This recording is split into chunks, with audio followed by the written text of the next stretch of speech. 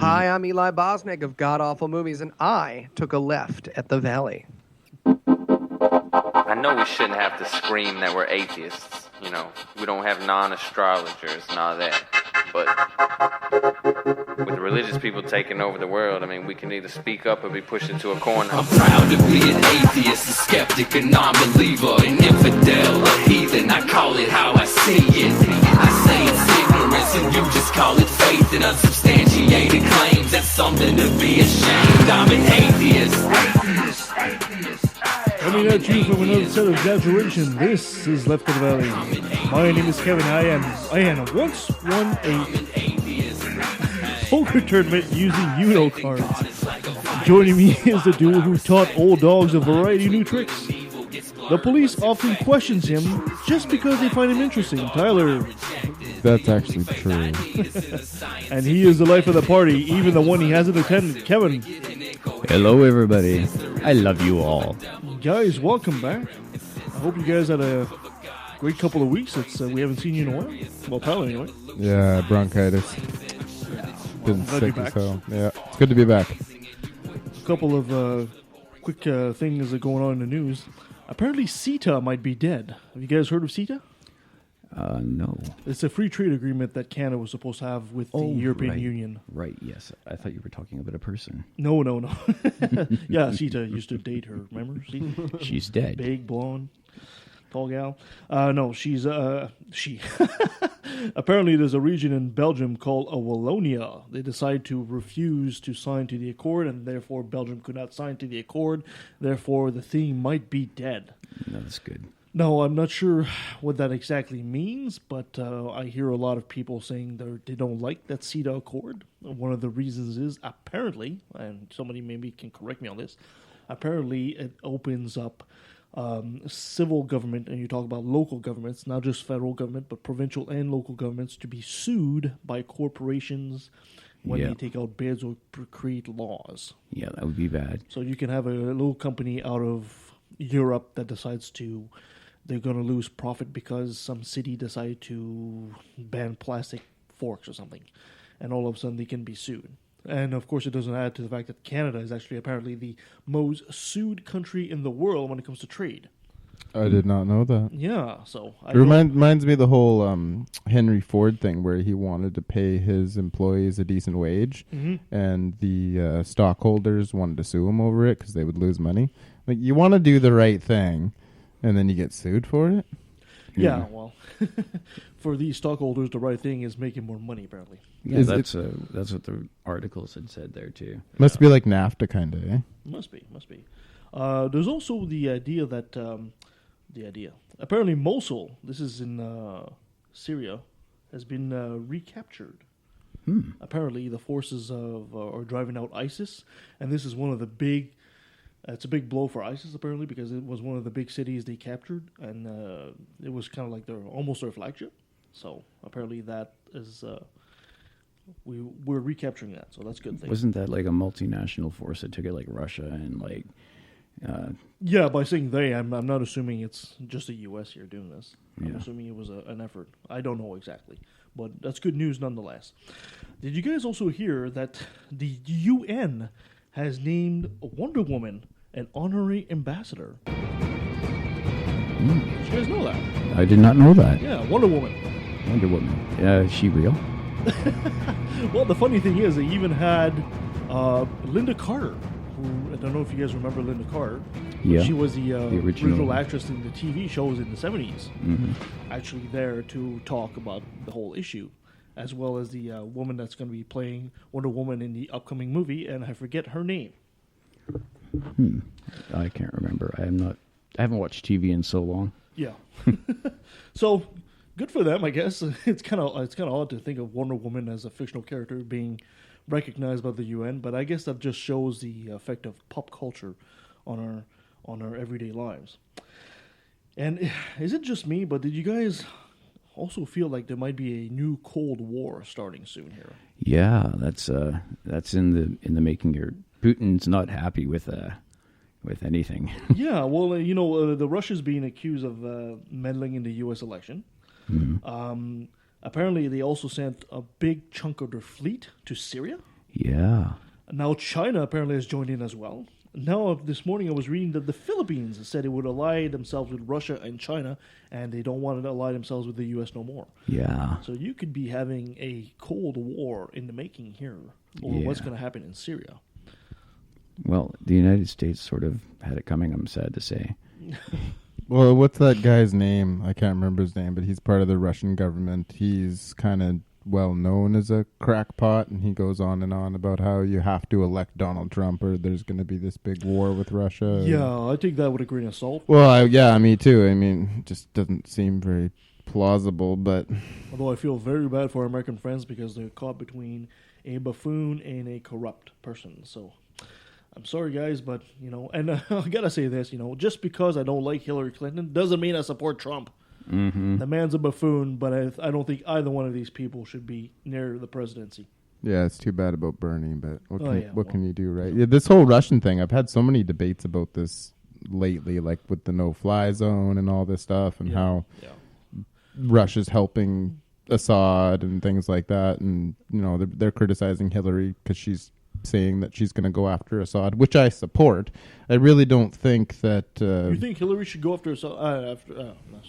After Assad, yeah. Assad, okay. Yeah, absolutely. I thought I was in my mind. I was thinking Julian Assange. Assange? No. Assad is a monster, but I really don't think that if we have a no-fly zone, that there's going to be an accident and shoot down, a Russian aircraft, and then they're going to start war. It just doesn't benefit Russia either, right? So.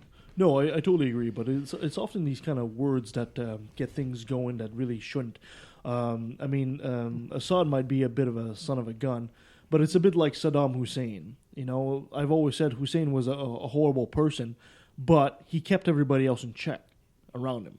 So as soon as you removed Hussein, you had a vacuum that was filled by a whole bunch of things, which of course evolved eventually into ISIS. Who knows what's going to happen if you remove Assad?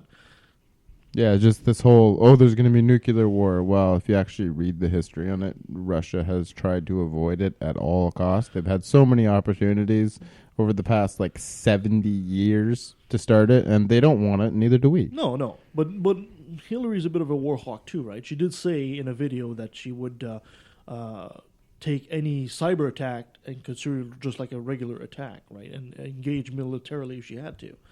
So... I don't know. It doesn't look good either way. I just don't understand why Russia's basically supporting Assad.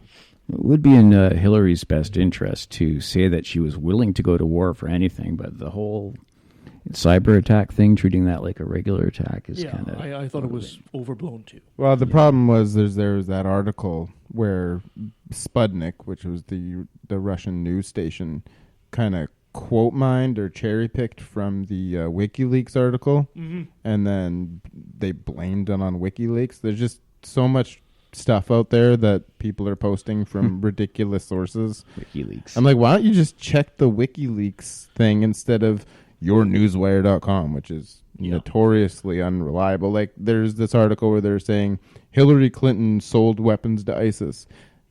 No, she didn't. No, she didn't. She did supply weapons to the rebels in that area, and obviously weapons, get lost or get passed around, and she's taken money from Saudi Arabia, who is likely helping fund ISIS. Exactly. It's not the same thing, though. It's but not quite directly, but but people just twist it, right? And they're like, Totally, and I also think it needs to be said that WikiLeaks, because I know I've been getting a lot of flack on Facebook for that. WikiLeaks is...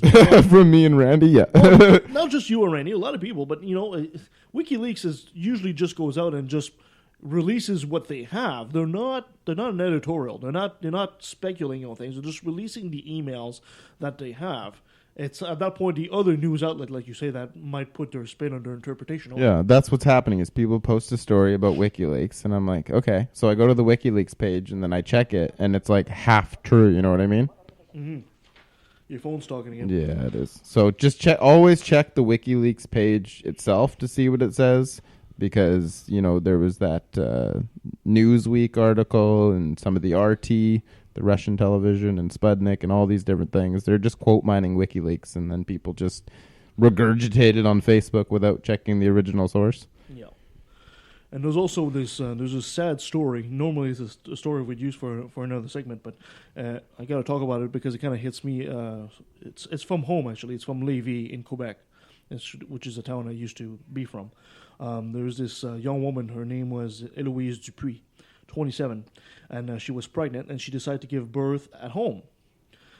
Some complications arose during her birth, and she was transferred to the hospital, the Hôtel Dieu de Lévis. And they had to do an emergency C-section on the woman, and of course she started hemorrhaging, and they actually had to do a emergency hysterectomy after that. Now the child is okay, but here is where the spin happens. She's a Jehovah's Witness. Oh, great. So what do you think happened? No blood transfusion? That's right. And then of course she died. So I feel really bad for that kid, because that kid's going to grow and have remorse for the rest of his or her life. And he's going to grow in that environment where people are going to say, oh, yeah, she was a good Christian because she didn't take any blood. Yet you're going to grow up without a child, and it's mainly your fault. Hospital apparently said that they would have been sued if they had forced her to take blood. And that's what the status of the law is in Canada at this point. Yeah, it really kind of hits home, and I really loathe that kind of story because it's so ridiculous. You know, at 27 years old, you got a small child now. You just ruined a life, too. Really. Well, and when that whole thing was written about, you know, not ingesting blood and that sort of thing, blood transfusions didn't exist, right? So they're kind of taking it out of context. Because, that's not really what it says. You know what I mean? It doesn't say anything about blood transfusions to save lives. I mean, obviously it says avoid blood. Well, back then, it's probably a good idea to avoid blood with, you know, bacteria and germs and viruses and all this kind of stuff. Just like stay away from pork. Well, you didn't have refrigerators and freezers back then. I mean, if your whole town was getting sick and dying because they're eating pig, you might stand up and say, God says don't eat pork. And then everybody starts living. Okay, it applied 1,000, 2,000 years ago plus. Let's not carry that into today. That's my issue with the Jehovah's Witnesses, where they have like a 7-year-old girl who gets into a car accident, needs a blood transfusion, and then they look at these pages that were written 2,000 years ago, and they say no blood transfusion because of this, and then she dies. And it's the irony of it all, because when you debate, especially Christians, you always get, well, you're taking this out of context, you're taking this out of context.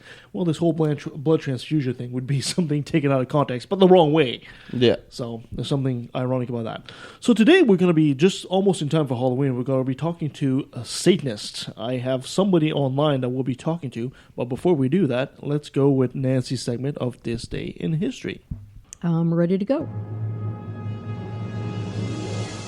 And This Day in History, which is a roundup of those events and individuals that altered and illuminated the dates between October 17th and October 23rd.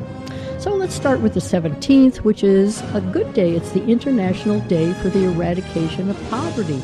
Who could possibly be against that? I'd love them to eradicate that. That's a winner.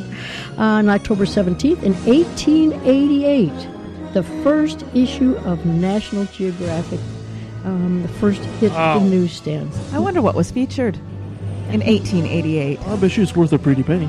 I don't know. I should have. I will think it's some kind of African tribe. You think? I think that happens a lot in Africa. It would have been something exotic, that the English would have, really gone wild over and talked about in the salons and so forth.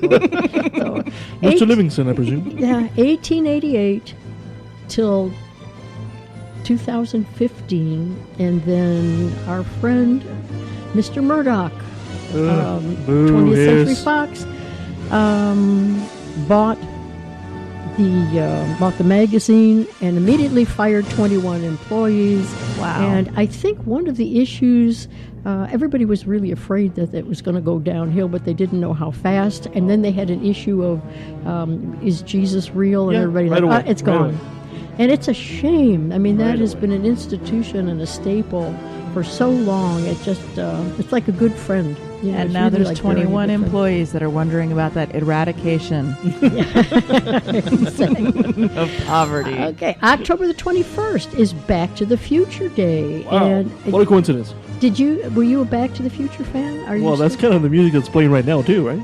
Yeah. Coincidence? I think not. Yeah, 1989 was the Back to the Future sequel, and that's when Marty McFly and who's Doc Brown. There you go.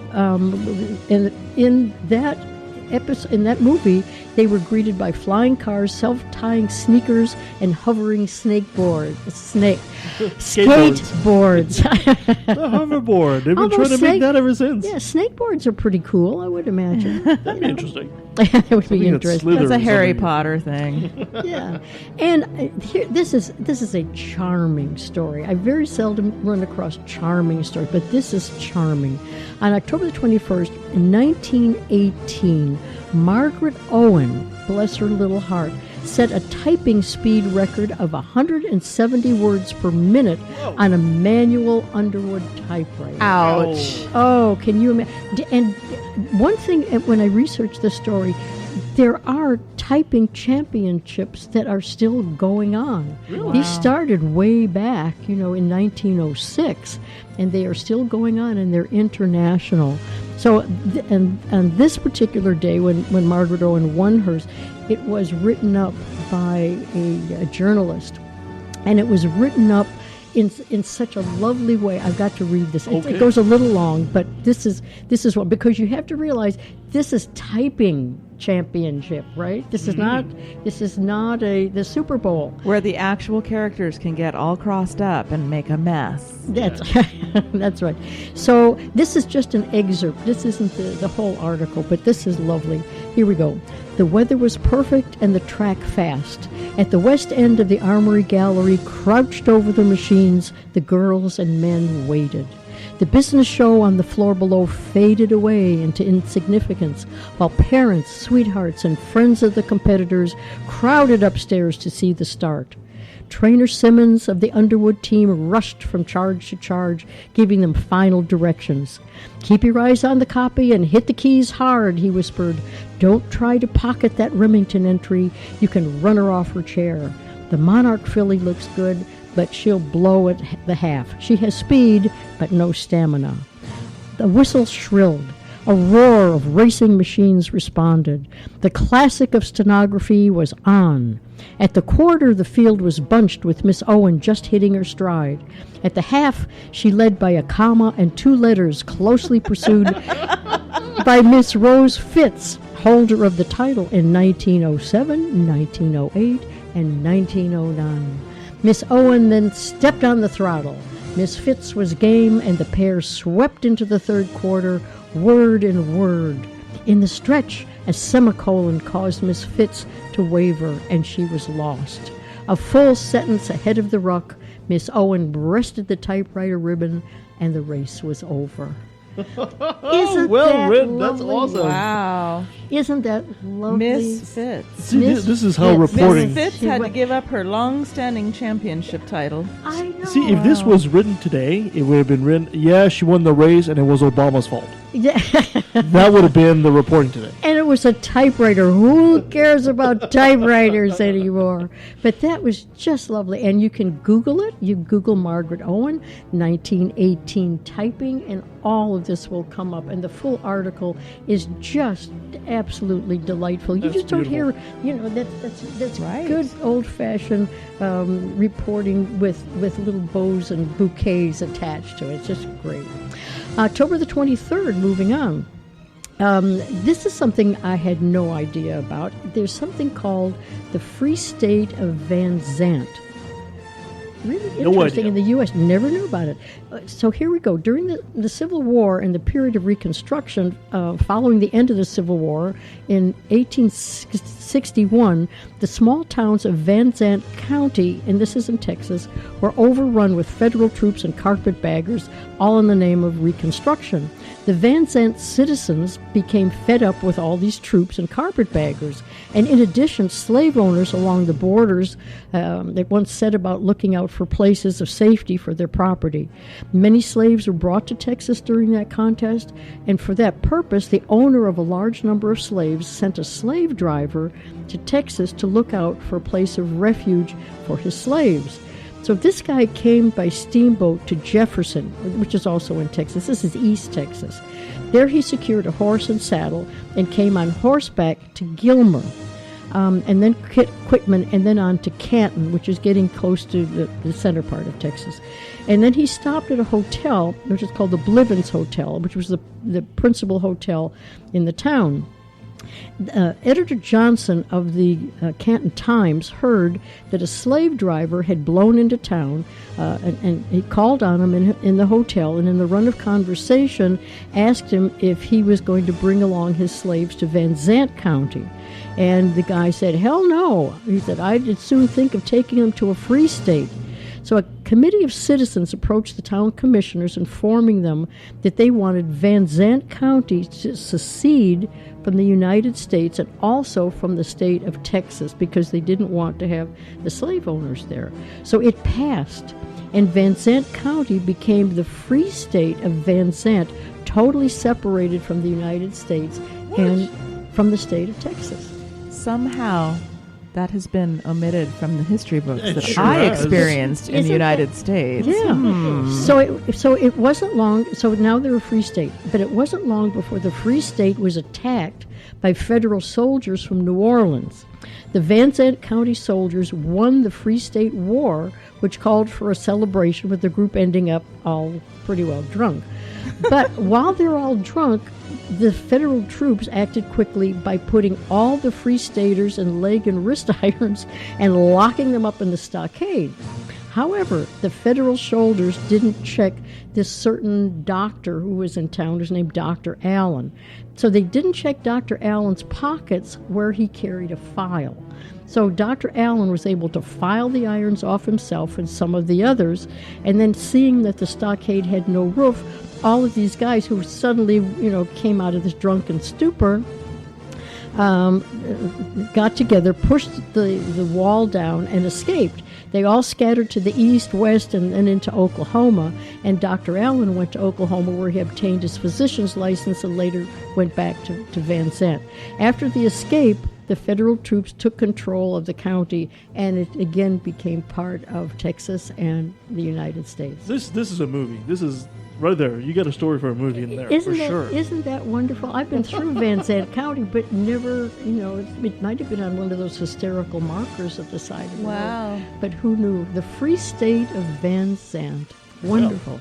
Yeah. And that, dear listeners, brings to a close another passing parade of interesting, mundane, unusual, and occasionally bizarre events and people that make up this day in history. Another brilliant one. Thank you so much, Nancy. And we'll be right back right after this.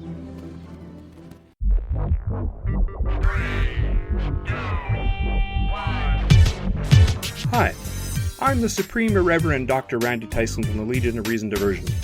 Join me and my co-hosts, Christine Shelska, Twyla, and Nate Phelps, as we explore issues at the intersection of atheism, humanism, and skepticism. Topics range from alternative medicine to the interference of religion in public policy. We often have special guests to help us understand the topic du jour. Previous guests include biologist Jerry Coyne, ex-Muslim author Ali Rizvi, philosopher Peter Boghossian, and the late physicist Victor Stanger. You can watch us on the Legion of Reason YouTube channel or subscribe to the audio version through your favorite podcatcher such as iTunes or Stitcher. And don't forget to like the Legion of Reason Facebook page.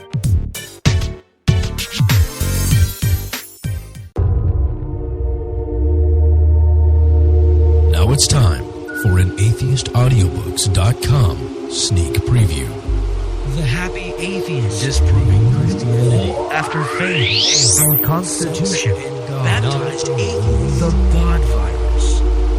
Here is an excerpt from The Child Catchers, Rescue, Trafficking, and the New Gospel of Adoption by Catherine Joyce. That's when the pressure turned ugly. The Musics sat her down, Rianne said, and asked her what her plan to parent was. In a letter she wrote later, she listed the arguments the Musics made. That placing your child for adoption was biblical, so God would bless me abundantly for my decision. That I had too much potential to be a single mother, and God had big plans for me. That they had to hold me to what I said when I first moved in. And finally, that it shows you care more for your child when you place them for adoption. Rianne didn't know that consent documents for adoption are not legally binding in Washington state until after birth. Everything was screaming at me to keep my child, Rianne said. Rianne wrote the Butlers' pastor to request that he help mediate some agreement with the family. The social worker called the Butlers and returned to Rianne with a message. They didn't want an open adoption or to send any photos, but they said to tell you, thank you for the gift.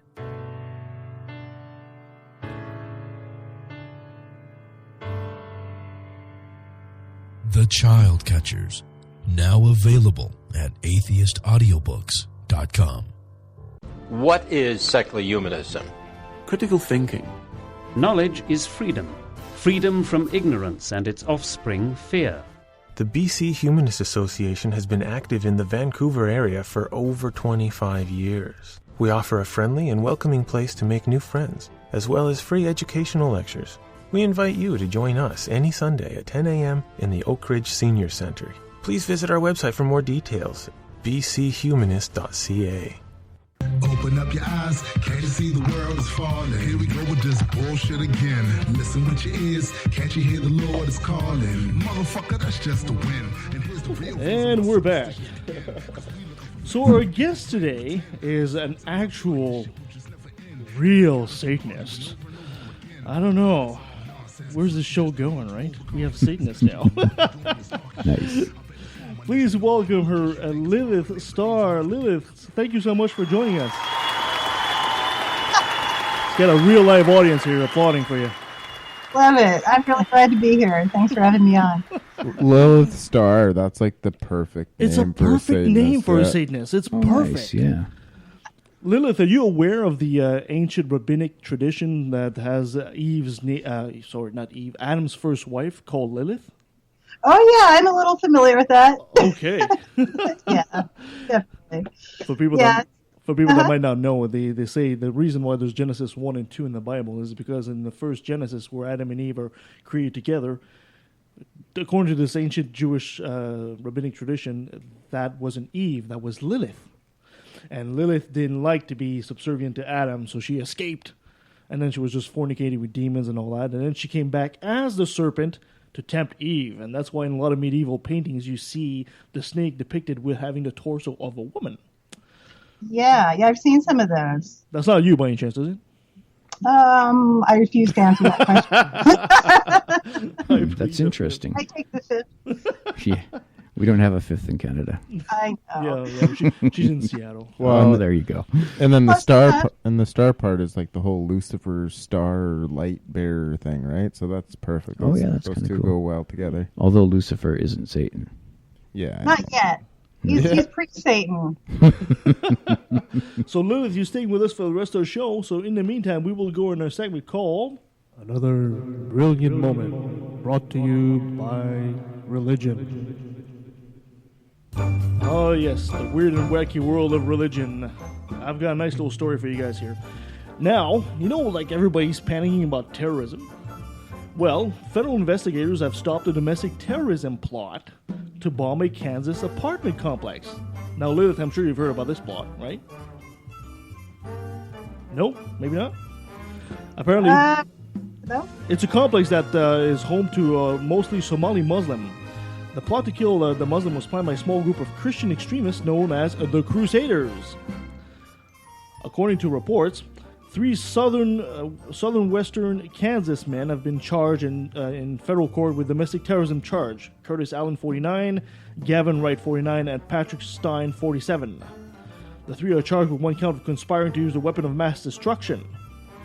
Now, they told the reporters at a news conference downtown Wichita earlier that the men are members of a small militia group called the Crusaders. People don't seem to realize that U.S. is actually more in danger of domestic terrorism like that with Christians than they are about Muslim people coming overseas. Christians are the worst. Well, are you guys familiar with the Army of God? No. Well, they're a Christian group that was going around and shooting doctors who were performing abortions. Right? I remember that. Like sniper rifles through the kitchen window kind of deal. Like, seriously. And blowing them up with improvised devices. Yeah. Nasty stuff. What's the link that you're reading from? Oh, goodness. This was actually, it was from the Associated Press. Oh, okay. Yeah. Lilith, anything you heard down south about these people? Do we have a delay? We lost Lilith. It might be because of the sound effects music. Lilith, are you there? Are you there? I can't hear you guys. Yeah, no, it's because of the sound effects, Kevin. You gotta kill the sound effects. Can you hear us now? Yes. Great. There we go. Yes, there we go. Always listen to the blind man, trust me. Till I met a blind man.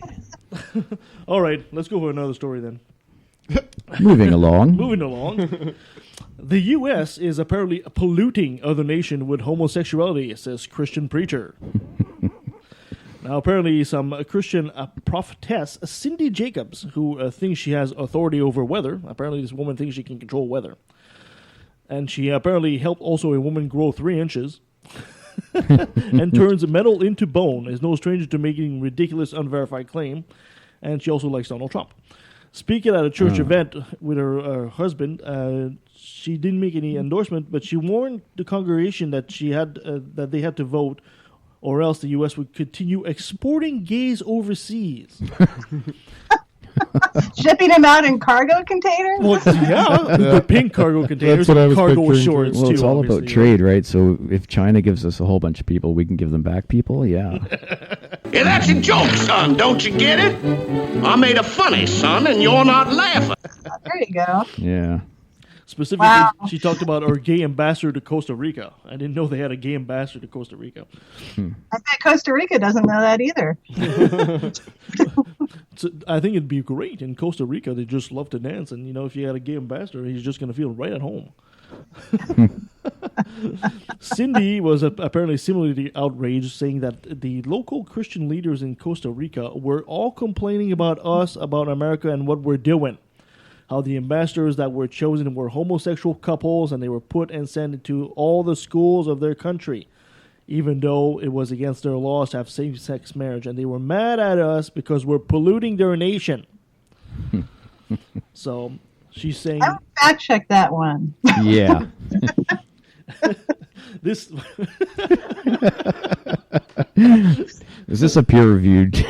It is. It's actually it's a reliable source. It's from Pathos. So this person is thinking that apparently Christian preacher is thinking that gay ambassadors are polluting other countries.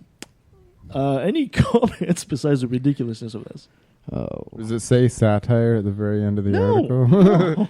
Then so I guess homosexuality is like a contagious disease is what they're treating it like. If you I don't understand how that's even a concern. See, the gay gene is inserted in people when they get when they get vaccines. Yeah, that's right. I heard about those vaccine things. Yeah.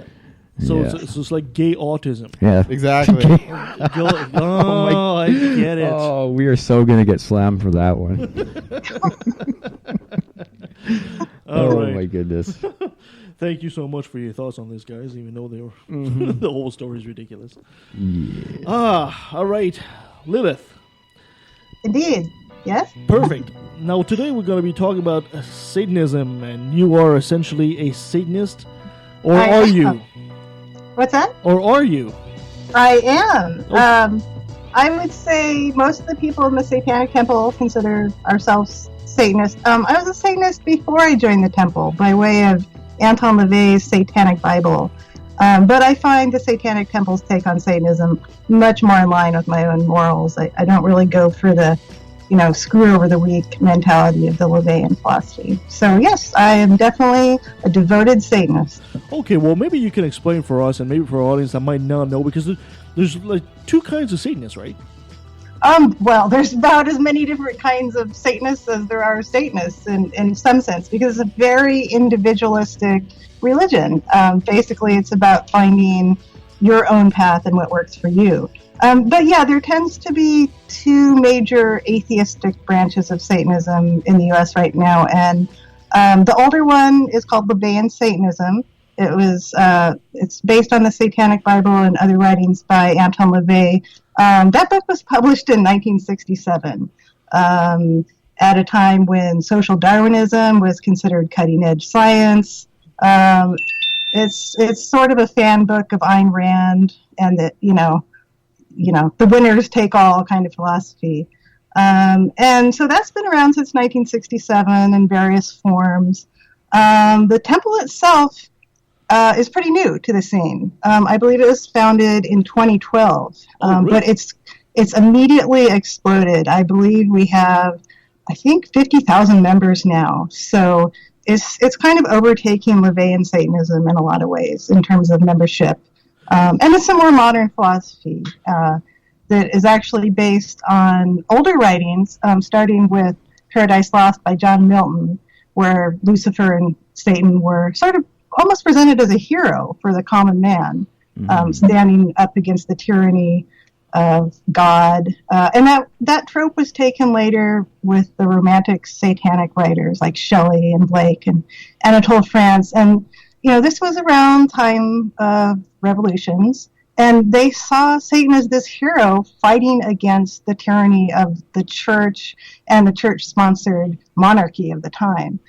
So for them, Satan embodied freedom and liberty and courage and basically human rights, standing up for the rights of everyone equally as opposed to the elite at the top.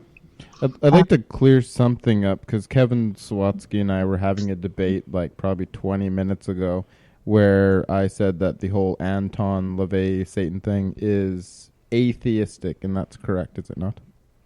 Absolutely. You can't handle the truth. Okay, Yeah, so he was confusing the two with theistic Satan, who actually believe the devil is real and they worship the devil and that kind of thing. If that's like a general consensus of like the layperson who doesn't understand what Satanism is about, like why would you want to encourage that by calling yourself Satanist?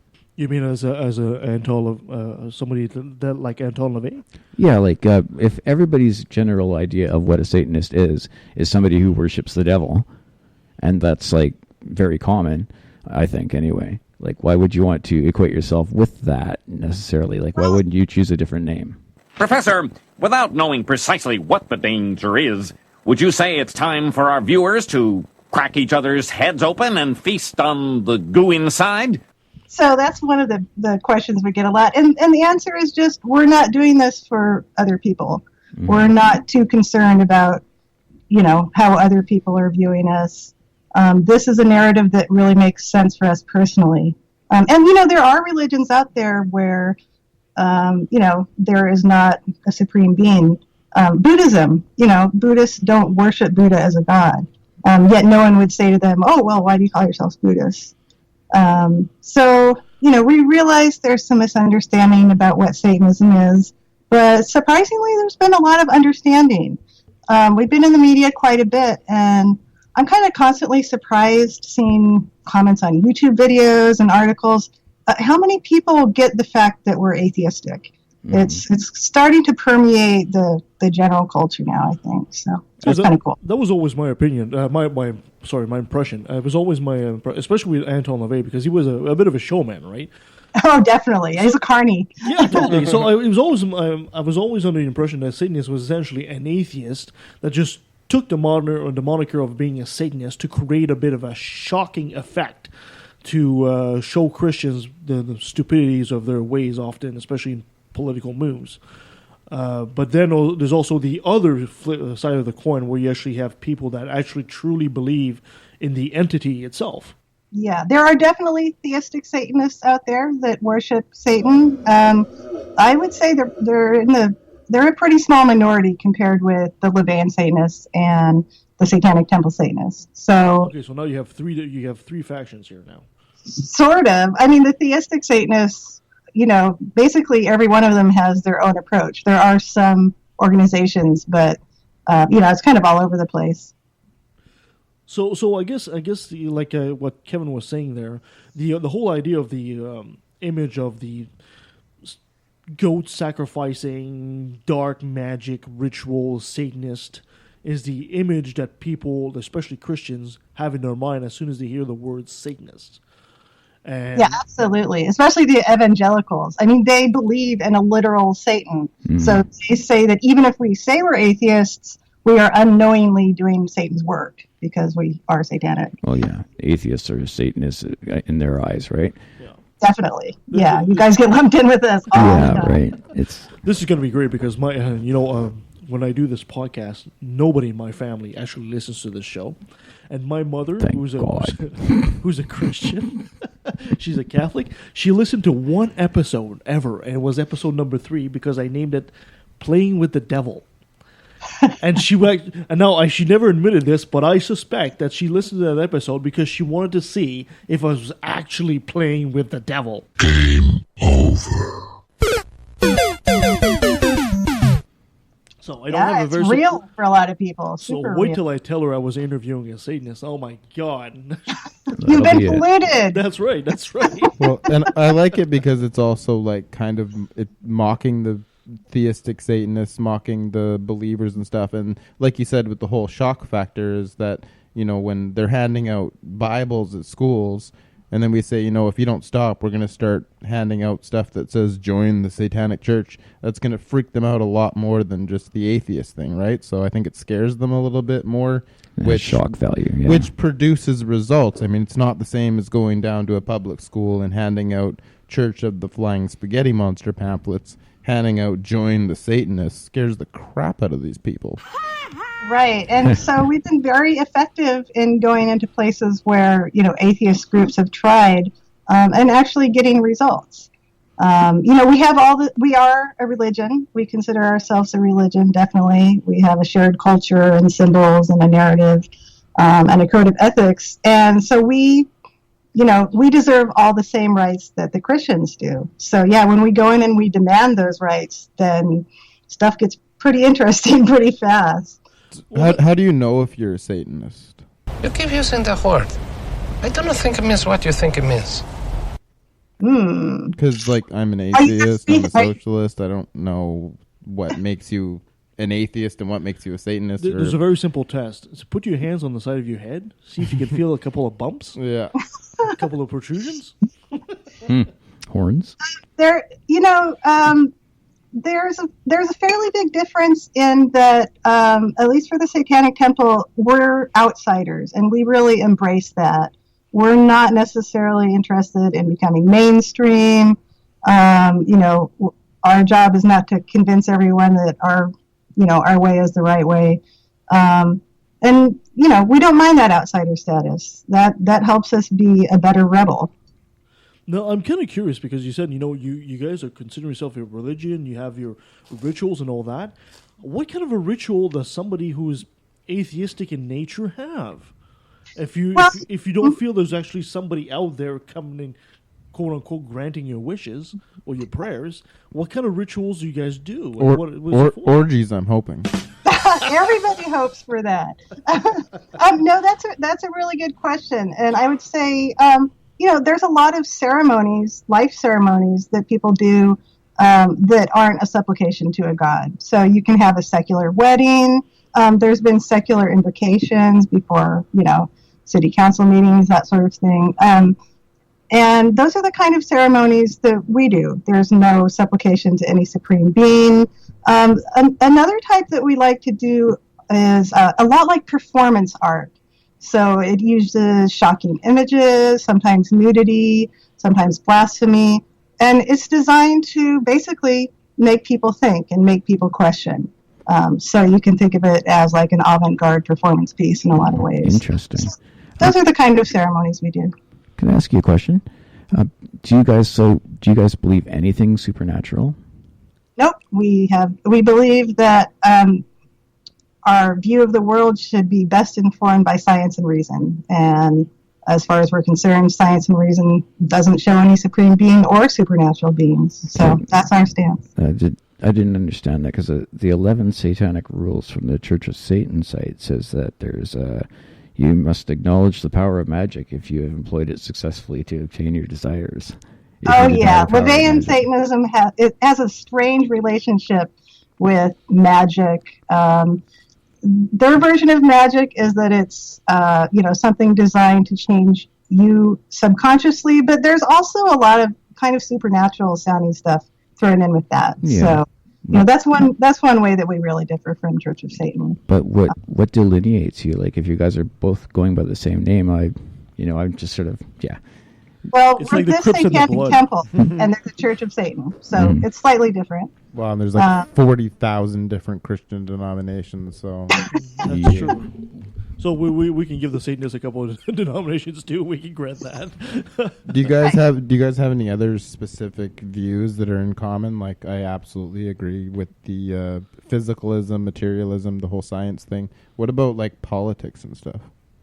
The Church of Satan, basically, their take is that Satanists should not be involved in worldly affairs, that they should, remain secret, and they shouldn't involve themselves with politics. But the Satanic Temple, action is our form of worship.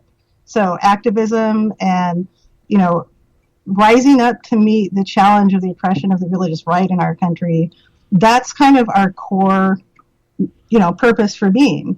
We like to follow in the footsteps of that Miltonian Satan and defy, when the religious right wants to insert the religion into our laws, into our schools, into our government. So we feel very strongly that that's, kind of our number one goal. Yeah, I just wanted to make sure it wasn't like central to the belief to be like a libertarian. I hate libertarians. No, there's no requirement. We do have some libertarians in the Satanic Temple, but we're fighting for social justice and equality for everyone. And sometimes that's not on the libertarian agenda. So. How does that work with the self-centered philosophy kind of idea? Like if you're the center, working with other people wouldn't necessarily be in your interest, would it?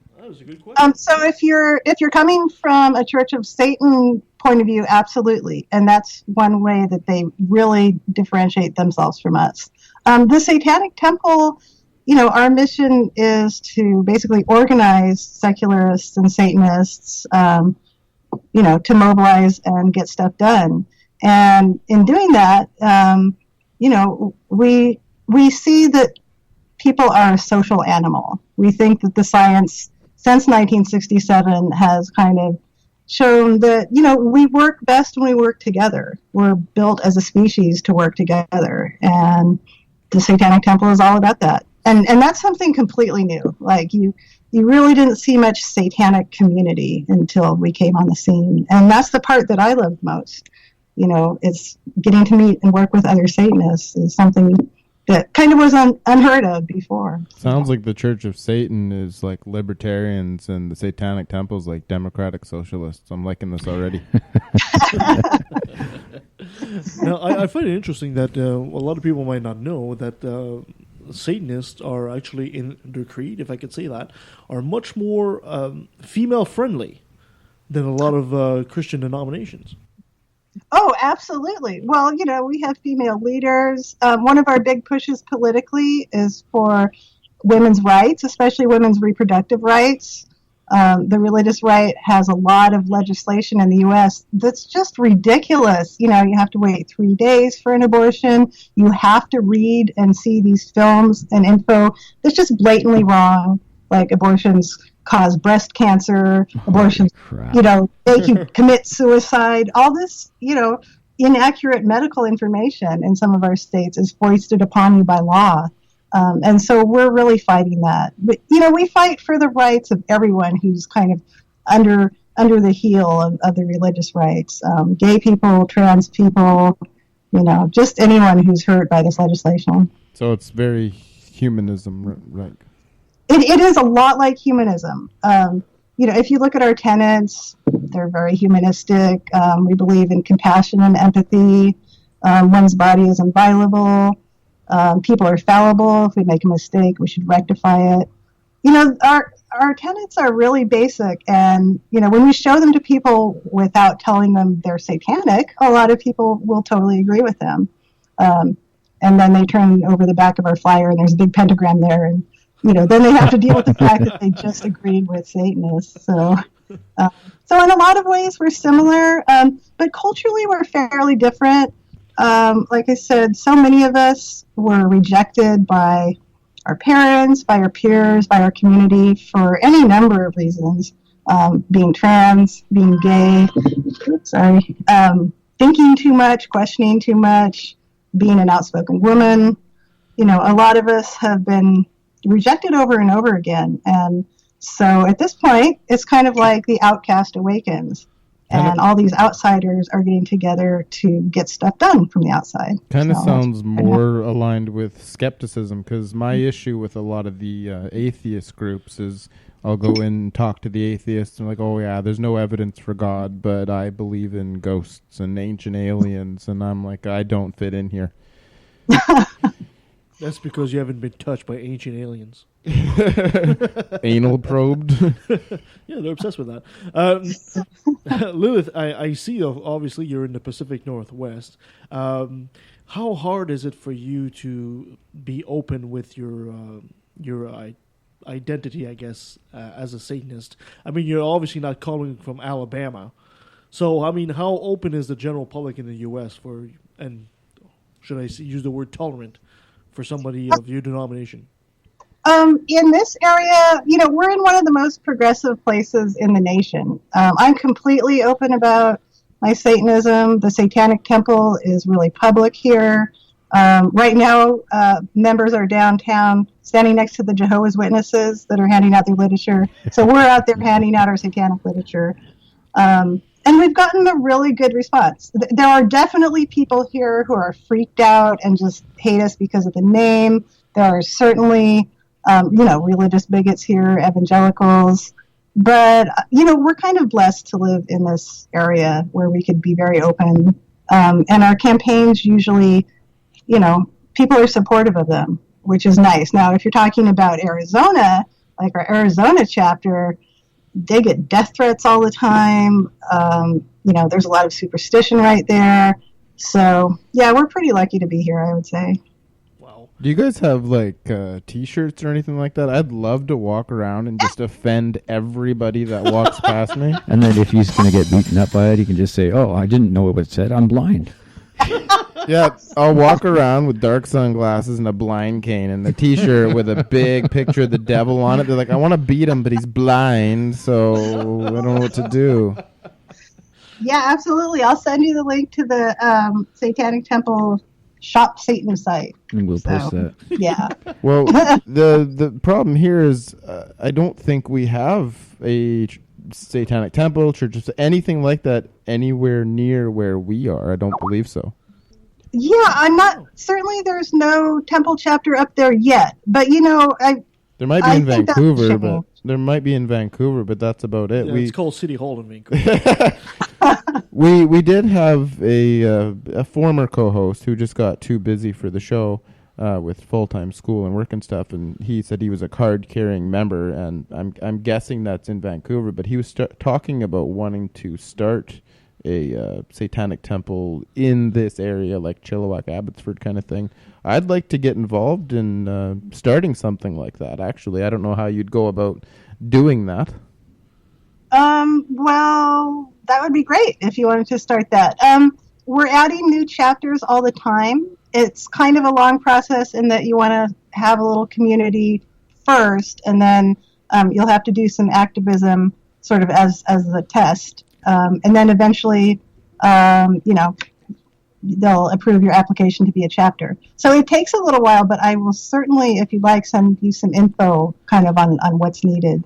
I met these people from this atheist skeptic Fraser Valley group, and I don't know, there's 500 members or something like that. So I've known them for several years. I'm sure lots of people from that group might be interested.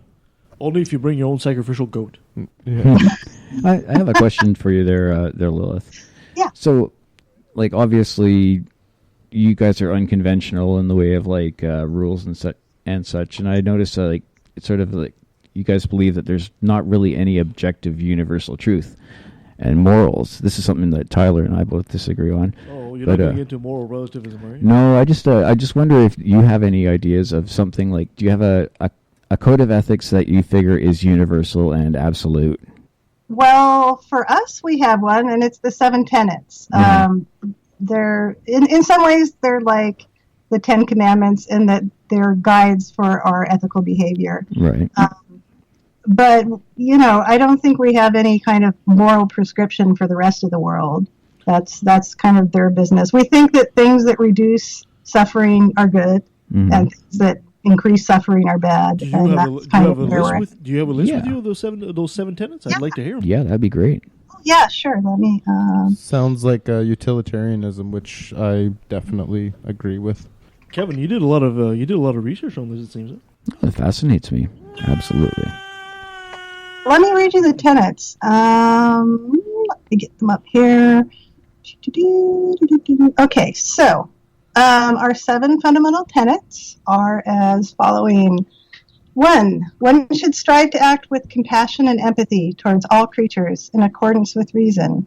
And that includes Christians? They're creatures. Oh, you sure? 2, the struggle for justice is an ongoing and necessary pursuit that should prevail over laws and institutions. 3, one's body is inviolable, subject to one's own will alone. 4, the freedoms of others should be respected, including the freedom to offend. To willfully and unjustly encroach upon the freedoms of another is to forego your own. I like that. Yeah, that's a good one. Let's see, I'm down to 5. Beliefs should conform to our best scientific understanding of the world. We should take care never to distort scientific facts to fit our beliefs. And 6, people are fallible. If we make a mistake, we should do our best to rectify it and resolve any harm that may have been caused.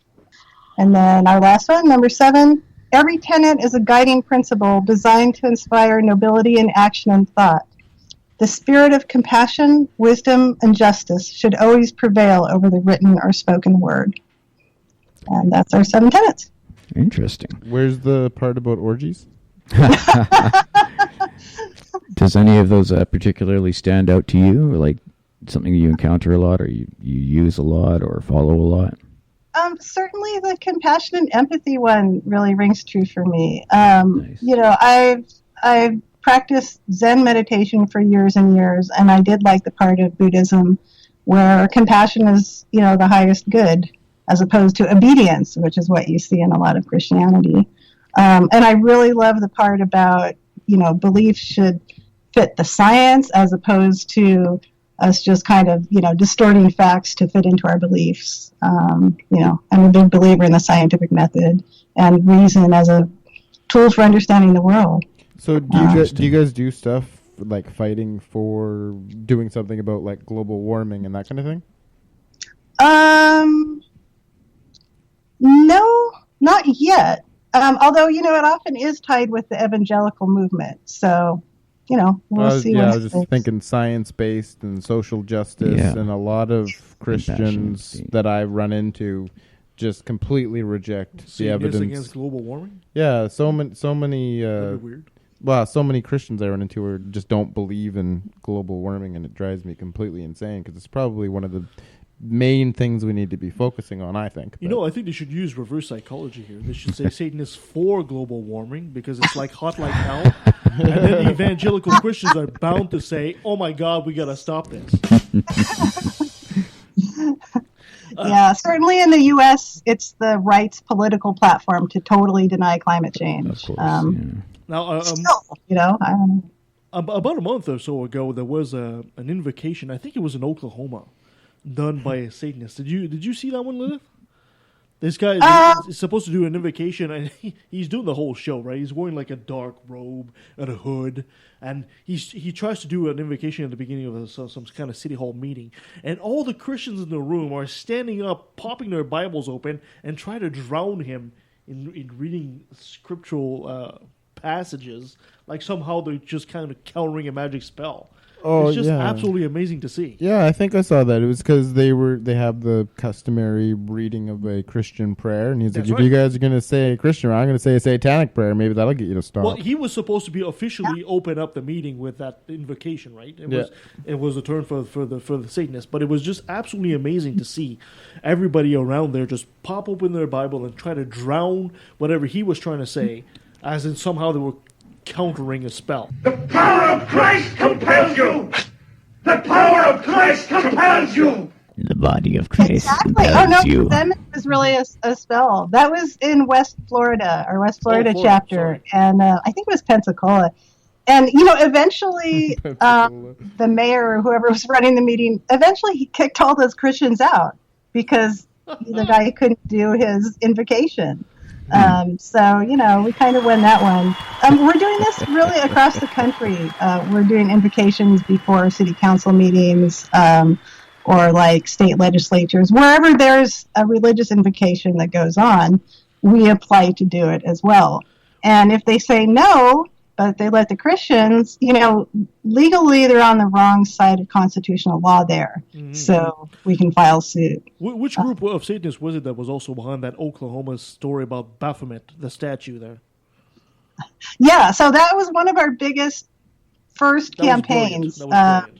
The Satanic Temple really got in the news about. There was a 10 Commandments monument at the Oklahoma State Capitol, and we filed a petition to install an 8-foot-tall bronze statue of Baphomet, who is this winged, goat-headed figure that represents, wisdom and balance. But of course, to any Christian, it looks like a giant devil.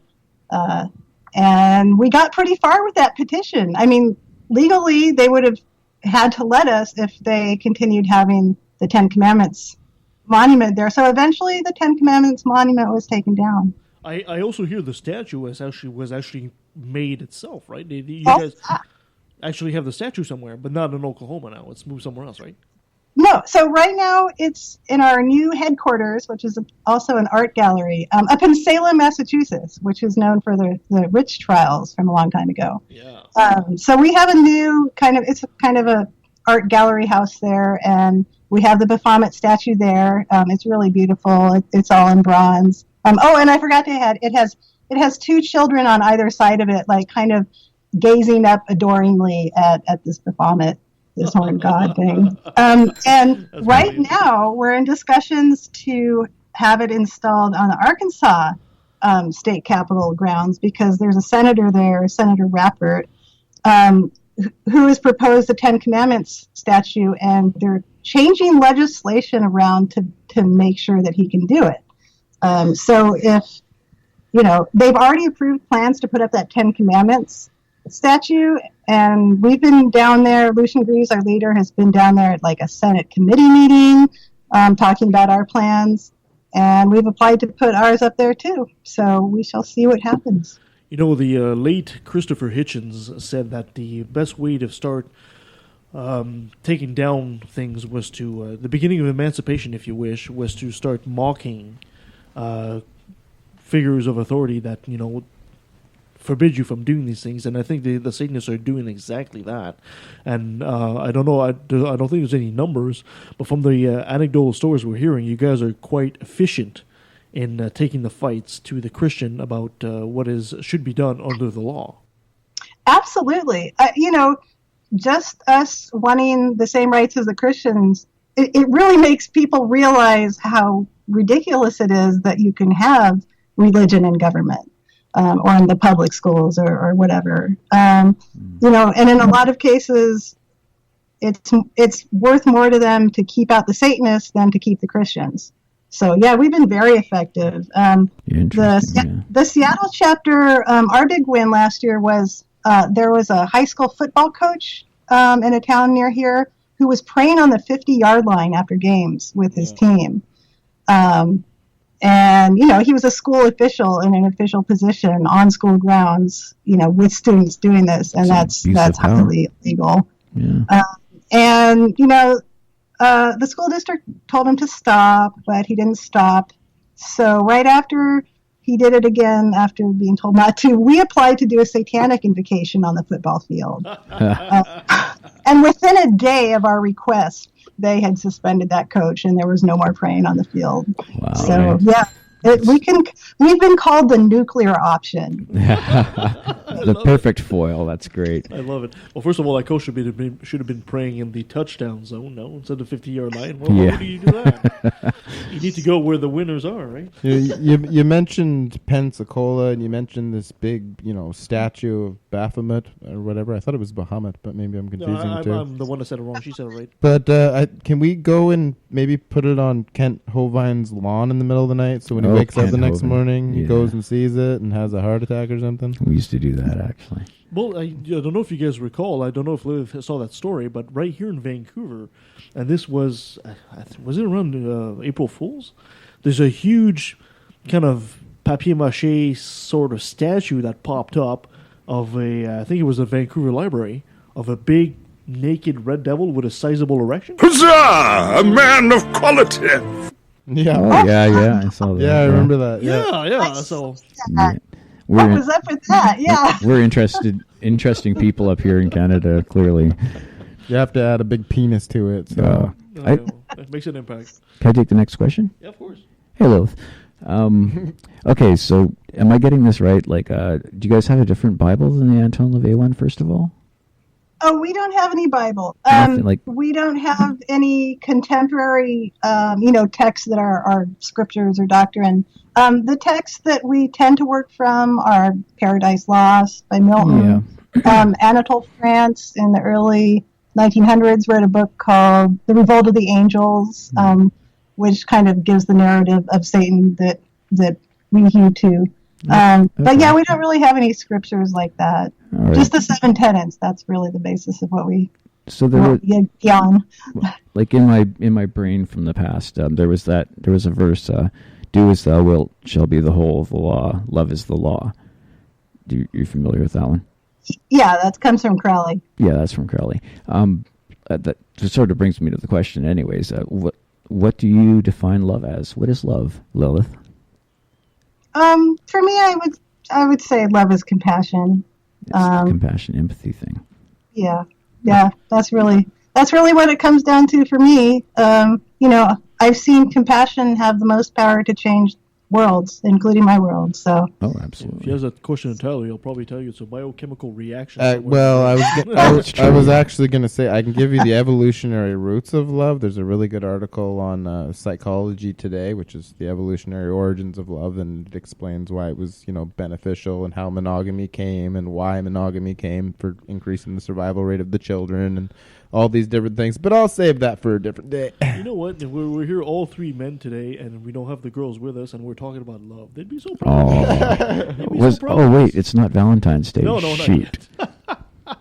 Well, thank you so much, Lilith, for all your time. If somebody wants to find out more about what you guys are doing down there, where can they find you? If you go to the website, thesatanictemple.com, there's a list of chapters on there, and you can find our chapter. Or you can go to thesatanictempleseattle.com, and that kind of lists what we're doing. We've got an upcoming public meeting that people could go to and check us out and see if they want to join. So, yeah, so go there. Excellent. Thank you so much. Before I let you go, gentlemen, you have anything else you want to ask Liz before we let her go? I just wanted to know if I could find a way to communicate with you and see about maybe trying to set up a chapter here, because there obviously isn't one, and I'm loving this. This is great. Everything you've said so far, I completely fall in line with. Satanist of Chilliwack. That should be fun. Well, Abbotsford, or we have some issues here that I think the Satanic Temple would be beneficial. Right now, we're fighting for doctor-assisted suicide, and we're trying to repeal the blasphemy laws. So it'd be blasphemy laws. They're still on the book. It actually hasn't been used since the 80s. It's happening right now. Like they're just in the middle of fighting it and and trying to repeal it. The BC humanists are pretty much fighting that's what's going on at the moment. That's kind of the big political complaint here that they just ended the Bible distribution in the public schools in Abbotsford, so they're moved on to this. So the last time the blasphemy law was used is when the movie Life of Brian came out. Wow, really? Yeah. So it's not really taken seriously, but it is on the books nonetheless, and it should be removed. Yeah. What I'll do is I'll message Kevin right now with my email address. So please email me and remind me of your questions, and I'll send you all the info I can about the chapter, because it would be really great to have a Vancouver chapter. I just helped the Portland chapter get up and running. And, us Pacific Northwest people kind of got us together. So, yeah, I would love it if there was a Vancouver chapter. One last thing I got to ask of you, Lilith, before I let you go. Can I get you to say, hi, I'm Lilith the Satanist, and I took a left at the valley? Hi, I'm Lilith the Satanist, and I took a left at the valley. And that was Lilith the Satanist. Fantastic interview. Great subject, and I hope we certainly clarified way more what's going on with them and what resides in the community as far as different religions are concerned. Thank you so much, for all of you for listening, and for Tyler and Kevin for joining me today for the show. It was a great show. Coming up, we have our Halloween episode next week. Ghost in the Valley will return, and we'll have our friends from the Legion of Reason, Randy Tyson and Christine, will be joining us around the campfire to tell ghost stories. Be sure to catch this. We have a show coming November on Colonel Justice. Our friend Aaron Raw returns to talk about his book. We'll be talking about ancient aliens. We'll have a debate in December. We're also going to be talking to David Mary at Hope, an atheist from Facebook.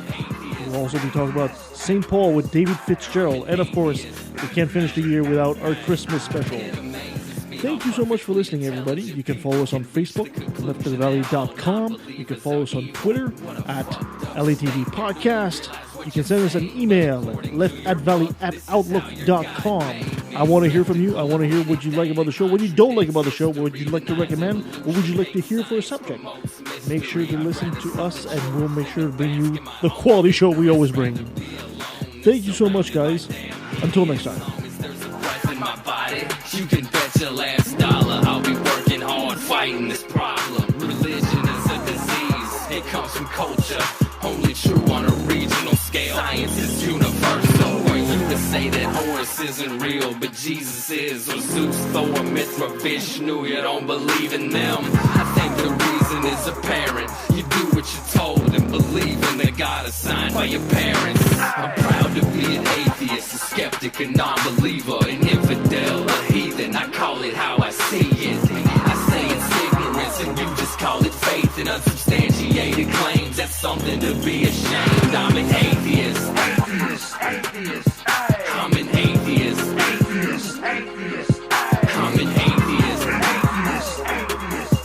I'm an atheist. Now let me take a sec. Don't mean it sounds so hateful, but I swear to God, pun intended, I find it disgraceful that thousands of children are raped by priests, and since they're holy men of God, they get away scot-free. And the Pope does his very best to keep it on the hush. Don't wanna affect business, he loves money too much. We know that they love the kids, but how the fuck can we protect them while they planning to molest them? We teaching them to respect them. Fuck that. The system is broke down, working backwards, and the only action or tactic I plan to practice now is to attack them. The parties of God's hands are bloodstained, millions of murders by believers, and they're all in God's name. And let me take a sec, don't mean to sound so hateful, but I swear to God, pun intended, I find it disgraceful that many atheists are told to be quiet. You're not alone, speak your mind, time to let it be known. I'm proud to be an atheist, a skeptic, a non-believer, an infidel, a heathen. I call it how I see it. I say it's ignorance and you just call it faith and unsubstantiated claims. That's something to be ashamed. I'm an atheist.